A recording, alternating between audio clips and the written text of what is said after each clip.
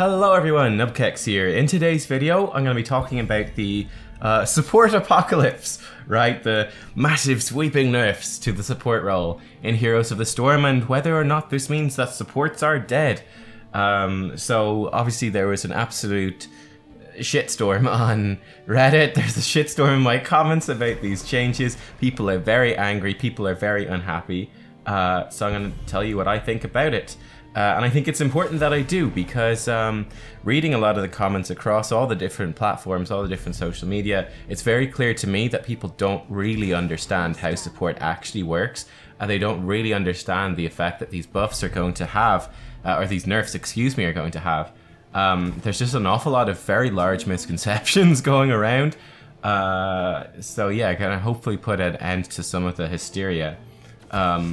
Also, to apologize right at the start, I've got 3 points I'm going to dive into now, but just before I do, I am sick today, so apologies, no webcam. Apologies if there's sniffling during the video or anything like that. Hopefully you guys don't mind and can still enjoy it anyway.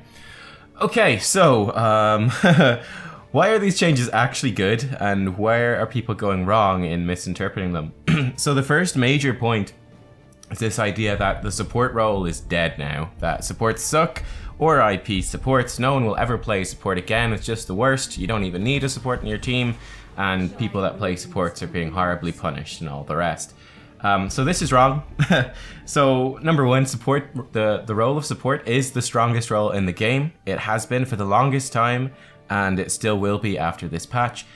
It's one of the very large reasons why we've got, you know, the quick match rules, the hidden rules in quick match matchmaking that we do now, where if your team has a healer, the enemy team also must have a healer. Why is that in the game? It's not just, you know, kind of for symmetry, just for the sake of it. No, it's because the team with the healer has a large advantage over a team that doesn't have one. The support role is the most powerful one. Having a support, well, let me say a healer. So there's a difference between a support and healer, which is not fully represented in the game now, but will be.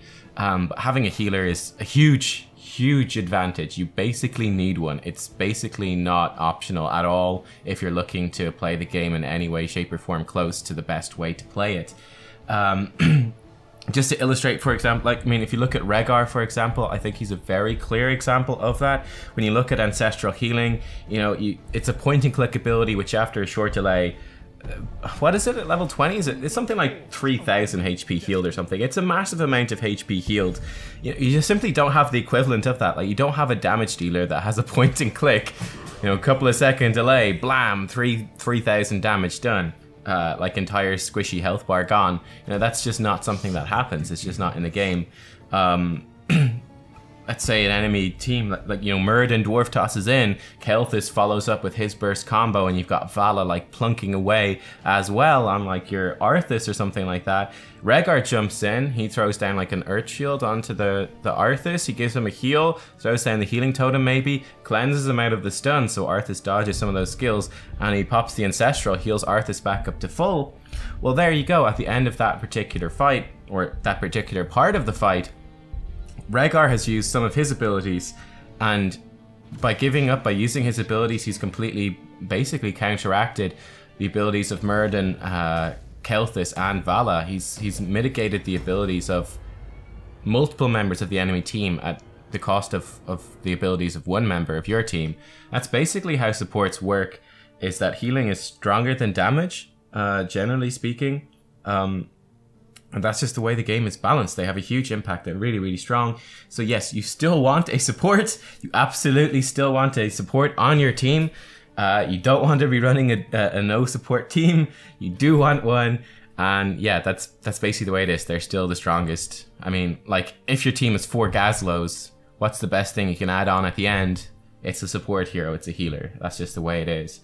To clarify that as well, in terms of when I'm talking about supports versus healers, it's a bit confusing because I'm going to be using the terms kind of interchangeably in this video because it's still not properly represented in the game. But basically, a healer is a hero that heals up their team. You know, you restore health points, whereas a support is going to be a hero like, you know, Medivh or Tassadar, where they don't particularly restore HP, but they give things like shielding and stuff like that. So they help with survivability, but not through actually topping up the health bars. So that's kind of the difference there. And coming into this as well, again, Blizzard has been very clear in terms of the changes they're making. They want to get rid of double healer, right? So having 2 healers, so for example, Ana and Rehgar, they don't want that, which I think is arguably the best combo, at least it was in the last patch. They don't want double healer, but they're pretty cool with having a healer plus a support, so something like, you know, Ana plus a Tassadar. You know, they're fairly okay with that, so they want to have that be a viable strategy, but they don't really want double healer being a viable strategy, which is why they've nerfed them. I've had some people, one question I got was, why not just buff healing instead of nerfing it to remove double support, right? And double healer, where, well, if you heal loads on a healer, just buff the single healer, so a single healer can do the job, and it's just fine. We don't need to run 2. They can't do that again because healers are already OP. They're already too strong. You can't buff them anymore. It would also, if you buff healing largely, it will also have a very big impact, an even larger impact on team comps where, you know, if the healing is stronger, it really even more so removes burst damage dealers as a thing because the healing is too strong. So the burst damage goes out, the healing easily copes with it, and then you're stuck with nothing. It also would change dramatically the effect of, you know, neutral objectives, forts and stuff like that, because their damage would be the same, but the healing numbers would go up. So it would really destabilize the game in a large way. I definitely think you simply can't buff single healers to try to remove double things because they're too strong already. You can't do that. A couple of concerns I do have with, you know, obviously nerfing in terms of this, in terms of the support role and whether people want to play it. Couple of things. Number one is the idea of being a heal bot, that the only thing you really bring to the team is healing. And we've seen this be an issue before, and I think it's kind of an issue now where, you know, Blizzard wants to implement weaknesses for the healer role, whereas when you bring a healer, yes, you get good healing, but you're giving up damage and you have a somewhat squishier hero. I think removing damage in particular, it does remove a whole bunch of playmaking opportunities. So for example, Rehgar was very fun to play because you could be going off as the healer. You could also go and do things like, you know, take merc camps. You were actually pretty good at solo laning to an extent, you know, at times when it called for it. And, you know, you had good wave clear as well. So there's a whole bunch of kind of playmaking, impactful things you could do that kind of went outside the standard heal bot kind of role. But Blizzard is off having to nerf that. In particular, Rehgar, like Lightning Bond, is gone now. So they've had to nerf that down substantially and remove it because it's just simply too strong. It's too many tools in the healer's pocket. So we might see him moving, unfortunately, a bit towards more of a heal bot role. I think having engaging healing mechanics and cool utility. You know, I really like, let's say, Ana, for example, and Alex Strauss. I'll come to them in a second because there's a problem with them. But I really enjoyed those in particular because they've got cool things going on. Like Sleep Dart is a lot of fun, Nano Boost, hugely impactful, your healing grenade to deny healing. You've got, like on Ana, you've got a whole bunch of cool gameplay things so that even though you are basically just healing, it's actually really fun. So yeah, Healbot is a concern and I'm curious to see what Blizzard's going to do with it. Touching again on Ana and Alex, I think this is again it's definitely a weird design. It's definitely a problem with how Blizzard went about this because Ana and Alex Strasza, they're both heroes that work really well in a double healer composition. They both have problems healing themselves. They both bring great utility. So they just work fantastically in a double healer comp. So it was kind of a mistake to bring out these 2 healers and then go, yeah, actually, you know what? We just released 2 healers that work in double healer and we want to remove double healer now. So that's definitely very clunky and they've kind of acknowledged this. But I think, you know, if they were planning to remove double healer, they might have wanted to release these in a different state. I suppose they probably developed the heroes and then decided they needed to remove double healer, that they realized it was as big a problem as it was afterwards, and they're kind of stuck in this awkward spot, but it is awkward nonetheless, and that needs to be pointed out. Alright, the big point number 2 as well is people going, well, this change actually encourages double support because now we need double support. We need 2 healers to heal up all the damage. So this nerfing the healers actually makes double healers more attractive. And again, this is wrong. This is a huge misconception. Number one, I mean, the fundamental thing is that healing is it's not the goal, right, of the game. That's not what you're out to do. Sure, if the game was Healers of the Storm and your goal was to heal your team up to full and keep them at max HP as much as possible, yeah, sure, then double healer would be fantastic, but that's not the point of the game. The point is to, you know, destroy the enemy core, usually by winning team fights and taking objectives. So double healer was too powerful because it fit in really well into that, because there's very little cost associated with it. But there is going to be larger cost associated with double healer now, which will disincentivize it to a certain degree. But yeah, I mean, healing is not the goal of the game, so you don't need to heal everyone up because you're giving up things. Specifically now, you're going to be giving up lots of wave clear, you're going to have some squish your heroes, so you're going to be more vulnerable to burst damage as well. So, you know, that's a downside. You can run the comps, but there's a bigger downside to it now. Whereas before, again, let's say using the Ana Rehgar example, well, Rehgar's got tons of wave clear, he can go off, he can soak side lanes, he can take merc camps, but Ana's topping up the team. You're giving up, he's great at taking most objectives as well. You're really giving up, and then you've got a fantastic team fight. You're not really giving up anything to go with Ana Rehgar, whereas now you're not going to have that as much at all. So that's, yeah, there's going to be cost to it. Also here, crucially, compare a one healer team to a double healer team, okay? Right? Bear this in mind, sure, they've nerfed healers, but every team is gonna have one healer. So a one healer team versus a one healer team after these support nerfs, the relative strengths haven't changed because both teams have a nerfed healer, right? That's really important. It's not like they're nerfing healers on your team, but not the enemy team, magically. Both are nerfed equally, so it affects them equally. So in the pre-patch, like before this nerf came through, a one healer team versus one healer team, then you've got a one healer team versus a double healer team, right? Compare it now to the post-patch, the one healer versus one healer teams, they're still going to be equally matched, but a one healer versus two healer team, the team with two healers now has two heroes that are nerfed, so they've got an extra nerfed hero on them, so they are actually worse off. So the a single healer as opposed to a double healer team, the single healer is walking out just fine because the nerf is going to be equally shared with every single team that they face, whereas teams with more healers than that, more supports than that, are going to be hit harder because those are the ones that are going to have the nerfs implemented. So it is worse off now after the patch. Another question people were asking is, what about triple support? And this is kind of interesting because I do think actually before this nerf on a lot of maps actually kind of like a no assassin super sustained team built around like, you know, Zarya, maybe Malfurion or Rehgar, maybe a Morales or something like that. So we've got tons of sustain and you just keep pushing up with this Zarya and have, you know, Malf can double soak lanes and stuff. We saw MVP Black do some of that in the global finals. I actually think on a lot of maps that was an insanely OP composition. We might have been moving towards there actually more so. But I guess that's not going to happen anymore. Again, much like I was saying before, if you run triple support, triple healer, you're going to be even more nerfed by this patch, so it's just not going to be good. And again, you're going to super lack wave clear and damage and anything like that. So yeah. Also in terms of no support comps, again, I don't expect to see these very much. Even before this patch, like in the past, I've enjoyed running them sometimes. But basically what you want to do is you can... and people might not be happy about it, right? It's the problem. But if the enemy team, you see their team comp has like no wave clear at all, oftentimes it can be great. Instead of taking a support, you just take something like Asmodan and just be like, ha ha ha, you guys are going to be stuck trying to clear waves under your forts and you're going to be in a terrible spot. That can actually work pretty well. But yeah, it's not going to be super popular.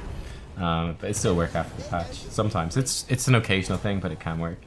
Then I suppose the big third question as well is, you know, what's even wrong with double support in the first place as opposed to double assassins, anything like that? So there's a few problems with this. Number one is double support. It's kind of like a band-aid to the team, which is that you can make a whole lot of mistakes and then the double support just heals you up really, really easily. It gives you a lot of protection for overextending as well. I think this is the concern a lot of pro players, a lot of higher level players would have, is that it kind of it's a very forgiving game. Oh, my dog might be getting sick. Okay. He just coughed. He's fine. He's sharing the sickness with me. Hooray. Yeah, it's just a band-aid, right? Where people can make mistakes and then just get topped up and go back into fight and it's fine. It also leads to really long fights. You can, you know, fight for ages. You can try to make a really big play, but then because they've got these two healers, and again, healers are OP, like I said, it really just mitigates and removes a lot of that. It can frustrate a lot of plays, and it can lead to somewhat of a stagnant game. Again, this more affects high level though. I think even a lot of people aren't even aware of how good healers are at lower levels, so you struggle to get someone willing to pick one, let alone two. Is kind of my impression of that from what I've seen. Another problem with double support as it was that it really removed a lot of the space for bursty heroes and for melee assassins in particular. You're very much drawn to running, double support, then probably a hyper carry. So this is like a strong sustained damage dealer, something like Greymane or Vala, because they synergize really well with double support, right? The problem is if you're running against a double support team and you've double support and you run a bursty hero, is that, like just solo damage Kael'thas, for example. Kael'thas throws out his burst. If they're double support, which can very easily, because there's two of them, cover that and make sure that no one dies during that, then suddenly you're stuck there. Kael'thas has no cooldowns and you guys have no sources of damage, so you're kind of screwed. Whereas with a sustained damage dealer like Vala, who is very squishy, that's her weakness, but with double support she can get in and can continuously putting out damage. She's more enabled to do that because her weakness, which is her squishiness, she's protected from that, which means that her sustained damage, her damage every second that she's constantly doing, she can have really high uptime on that, which means she can do loads of damage, much more than she can do against other comps. So yeah, it was very much focused towards hyper carry double support. That was a big problem, right? Same thing was the problem with melee assassins, is there wasn't really any spot for melee assassin, because you really want range damage, you wanted a hyper carry, and then why run a melee assassin when you can run a Rehgar? That's like the real old kind of the question, or just a second healer in general. It's just going to give you a stronger team fight. The melee assassin's kind of opportunistic, so like Zeratul I used to rate really highly, but once double support came in, I just moved him down like a couple of tiers in the tier list, right? Because why? Well, he's this bursty, opportunistic hero, but there's just no opportunities for him to take advantage of, really. Because there's just two healers that can spot him and just heal through the damage, and then, hey, that burst is gone. So that was a real problem, is that there wasn't, why would you ever run a melee assassin, these bursty heroes, because they just get countered. So, yeah, I think that's one of the nice things. When you remove double support, it gives you more options to run all these different types of damage dealers, more bursty ones, ones with low wave clear, because you couldn't take a low wave clear hero, really. You need to take an assassin again like Vala or Greymane, who's got pretty good wave clear, because you're only taking one. You can maybe now, there's more spot for heroes like Nova, for example, right? Who's a bursty hero with like no wave clear. There's more space. There's no space for her in double support, but there is some space with single support. So it opens up a whole lot of different heroes. Yeah, that's some of the main things. That's some of the problems there. And also, of course, double support is supposed to double assassin. There's far more damage heroes in the game, and it just makes the game, I think, more interesting as well when you do have more than one damage hero. Not that there's anything wrong with like a double support comp occasionally, but not when it's like the best way to play all the time. That's a bit silly. There's just a lot of variety in damage dealers, and that wasn't facilitated by that particular meta. So yeah, there you go. That is what I think is happening here. Supports are still really strong. Oh, also another thing, people are really conflating this, right, is that it got nerfed 5% HP, 5% damage, 5% healing. They're going, oh, I can't do any healing anymore. The healing's only been nerfed 5%. It's not been hit all that hard, really. Like the damage nerfs and removal of things like Lightning Bond are a pretty big deal, removing that wave clear stuff, and then the HP stuff as well. I think it's only for the ranged healers, not for the melee healers. So melee healers will still be able to do their thing, but the ranged ones will be a little bit more squishy, a little more vulnerable. So that, yeah, if they do run two ranged healers, it's like you will actually have a chance to kill them because they're a bit squishier. They will have that weaker wave clear. So yeah, I think it's a smart change. I saw a few comments as well saying they should have changed individual heroes instead of doing this. I think that would be a mess. I think that'd be really risky. I think this is just a simple change that makes a lot of sense and will work, right? It just directly nerfs double support, which is fine. And support role is already strong enough that it doesn't really matter in that regard. Yeah, if you tweak the individual heroes, you're trying to achieve the same goal through a much more complicated means, which just means it has a very large chance to go wrong in some ways. So I don't think that's a good idea. But yeah, so supports are still going to be really good. Concern is that we might be moving a bit more towards healers being heal bots, but they can make that fun, and I've got some faith they can make that fun. There's also the concern that they have released and designed several heroes recently, like Ana and Alexstrasza, that seem kind of very much focused more towards a double healer comp, so concerns about how that's going to go. But happy that Blizzard is moving away from double healer, but they want to encourage, you know, and still have viable comps like a healer and then a support like Ana plus Tassadar, for example, and that's okay. This won't encourage double support. This nerf does nerf double supports. Double supports are going to be worse than they were before, which is good. They'll have significant weaknesses now, whereas they didn't before. The comp was just way too strong, it was OP. And yeah, then getting rid of double support will open up the meta to a lot of heroes that simply didn't fit anymore. So yeah, it's a really good change overall, and I don't understand why people are so mad about it. I hope you guys let me know what you think down below anyway. And yeah, I'll see you guys all next time to talk more about Heroes of the Storm. Guys, thank you for watching. I'll see you all next time. Bye bye.